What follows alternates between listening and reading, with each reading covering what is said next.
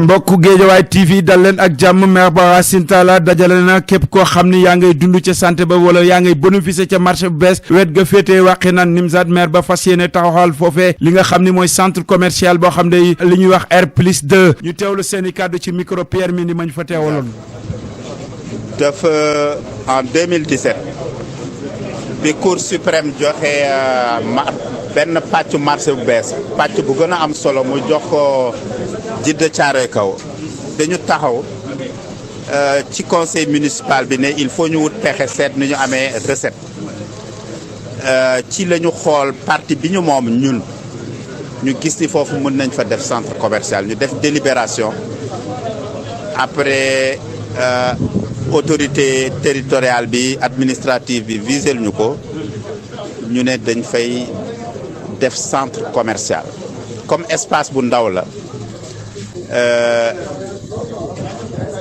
ñu soumettre ko ay promoteur di ci féliciter AFAD association des facilitateurs pour les actions de développement di ay doomu Wakhinane ñoom ñoo dem wuti ay financement indi promoteur boo xam ni ñëw na ne pour moom mu mën a def lii il faut que boulangerie bi bokk ci il faut que ñu xool également case des tout petits bi parce que case des tout petits bi kenn nekkatu fa woon donc bi mu tëralee plan nag mu am maternelle bu fa nekk mu am aussi poste de santé bu fa nekk loolu yëpp ci plan d'architecture am mu dugal ko dem nag képp ku nekk ci gox bi te war a am looy xalaat wala projet bi war la laal mu dem waxtaan ak yow loolu moo indi lii tey mais bi mu jëkkee def plan bi mu am ñoo xam ni vraiment dañu véhiculer information boo xam ni du looloo taxoon projet bi jóg nee nañu wéy dañu toj fi poste de santé dañu toxal école te loolu dara amu ci woon moo tax promoteur bi defar plan en 3D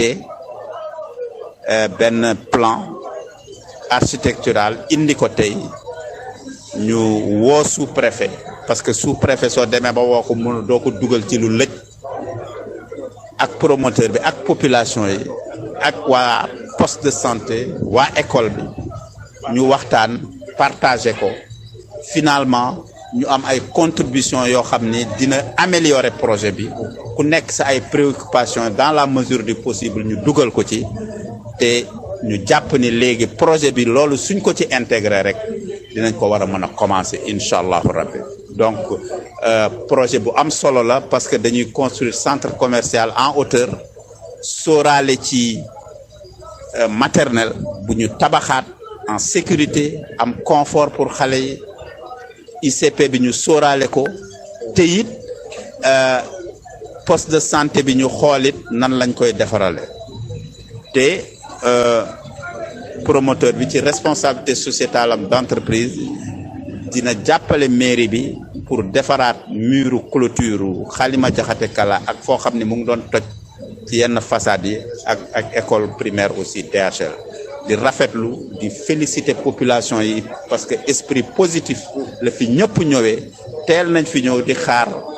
di ñuy jéggalu ci loolu mais waxtaan bi jaar na yoon te ñun dinañ def suñu kéemtalaay kàttan pour bàyyi ci xel bu baax a baax pour que préoccupation population yi niñ ko waxee ñu intégrer ko incha allahu rabbi déet man sa question bi d'accord ma ci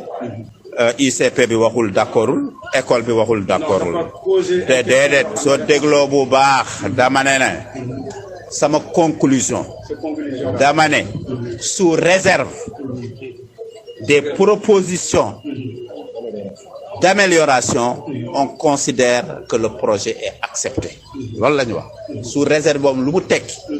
mooy maternelle bi li mu wax architecte bi dina ko ci dugal ICP bi li mu wax architecte bi dinañ ko ci dugal nee naa ni man sax maay président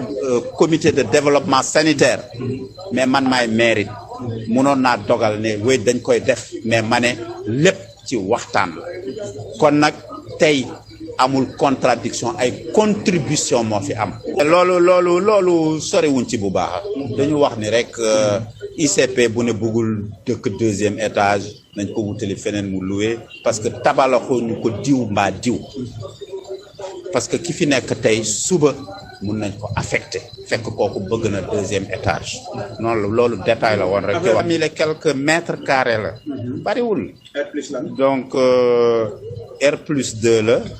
et aménagé dina am sax même ay salle de séminaire dina am ay jullikaay dina am foo xam ne dinañ fa jaay poisson respecter normes yi te promoteur bi wax na ko soo valoriser marché bi foofu centre commercial bi lépp lu ko wër foofu ku fa bëgg sax ñëw louer kër day gën a cher dégg nga parce que day am sécurité ku fa bëgg a aménager n'est-ce pas ay espace dafay gën a yomb donc day jox valeur gox bi du nekk tout autour donc moom defe naa noonu la ko waxee te mu ngi ni mën na ci promoteur bi mën na wax. nuyu population bi di rafetlu jataay bi di nuyu kaddu yu responsable yi fi génn ndax ay kaddu responsable moo ma fi dugaloon te itam tey moom laa gis ci début ba dama ne leen j'ai une expérience de 30 ans. j'ai une expérience de 30 ans loolu moom fi dugal par rapport aux autres bi ma ñëwee dama tase ak nit ñoo xamante ni bi am nañ détermination ci seen gox bëgg développement seen gox ñu boole ma ak ñoom bi ma ñëwee xamoo lu ma leen def may leen nii ma gisee ngeen di doxal ñeme naa ànd ak yéen ngeen jiitu ma topp seen gannaaw dama ni ñoom waxuma la maire tey laa ko mos a gis c'est la première fois am boole na ma ak nit su leen wóolu du ma boole ak ñoom ñooñu gis naa ci ñoom jikko boo xamante ni bi ci noonu laa àndee ak ñoom ba yegg si fii kon ñu sant yàlla bu baax di ñaan yàlla ñu ci duggee ci bisimilahi rahmaani rahim ñu jeexal ci alhamdulilahi rabbil alamin. projet bi kañ lay démarrer. ça dépend ci réglage. suñu levee contrainte rek incha allah. loolu sans communication Ablaye Siga Diouf li mu wax marché bi nu mu juddoo nu mu fi ñëwee sa yaram day daw donc man en tant que maire su ma gisee délégué yi population yi ñoom ñoo jógal seen bopp parce que du maire moo leen wax nañ jóg keneen waxu leen nañ jóg ñoom ñoo jóg defal seen bopp fekk maire nag mu ngi def lu muy def te yaakaar nañu président Macky dégg na suñu message kon nañ déglu rek fii ak fan yi di ñëw président moom moo ñu jiite ñun ñëpp dina def arbitrage duñ ko jiitu ci lu décision yi mu war a jël décret yi dina génn ñu xool décret yi incha allah ndax delloo nañu suñu moomeel mais am nañ ci yaakaar. waaw ñu ngi lay jaajëfal.